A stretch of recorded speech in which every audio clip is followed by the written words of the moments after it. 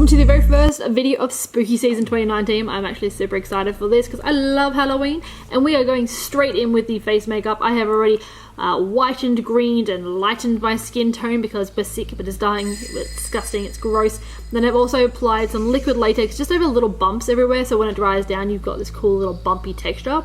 And then I actually used some packaging balls. This was just simply, I bought some stuff, the packaging had balls in it, I thought I'd chuck it on my face for a bit of cool pustules later on.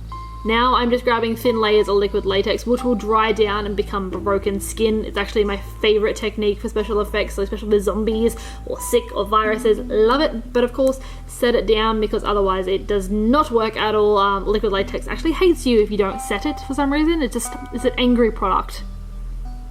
Now I do recommend going with probably tweezers or anything except nail clippers because this part really hurt because I'm an idiot and couldn't go find my tweezers. But it's simply, I am just tearing little holes and making texture in those liquid latex parts, and it's like my favorite thing ever. I love it. It creates such cool texture. I did like a giant hole in my forehead here and it just looks like I am falling apart. Now you're sick, you're dying, you're disgusting, and of course you're losing weight, you're getting gross, so I'm seriously contouring here from my cheekbones to my under eyes and everything in between. I also applied it around my nose, eyes, collarbones, just so I was in that really sunk in an effect that I was really getting sick.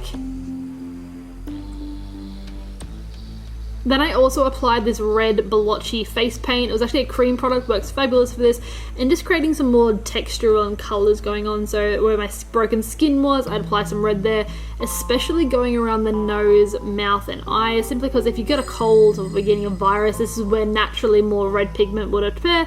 So I assume when you're this sick, this is what's going to happen. So really focus on those areas.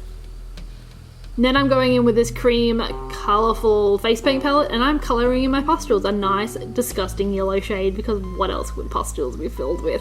I would actually personally go for more of a yellow-based a green-based yellow next time, because I feel like it didn't quite catch as much as I wanted, but I also ran the yellow-green over some pustule areas and broken skin, and then I grabbed some red, brown, black, and sort of mixed those up, and then sort of really textured. I guess I put in where the shadowing would naturally be on the broken skin, so it was really give it a 3D effect rather than a 2D effect, and I loved how this came out. It actually gave so much like more emphasis on the broken, disgusting skin, and I loved it.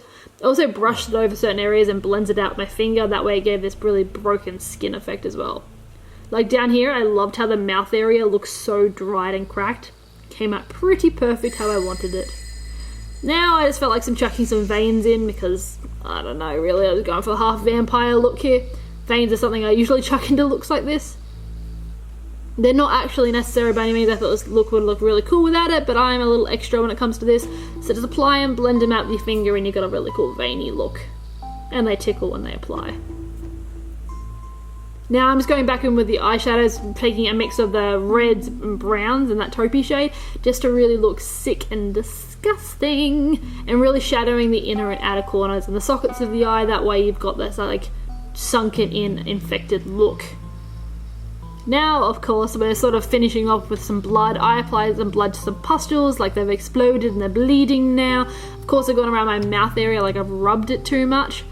Well, you wouldn't be dying without blood coming out of your eyes and nose, so that's where I applied it next. I also recommend it around your mouth too, but make sure it's like food safe.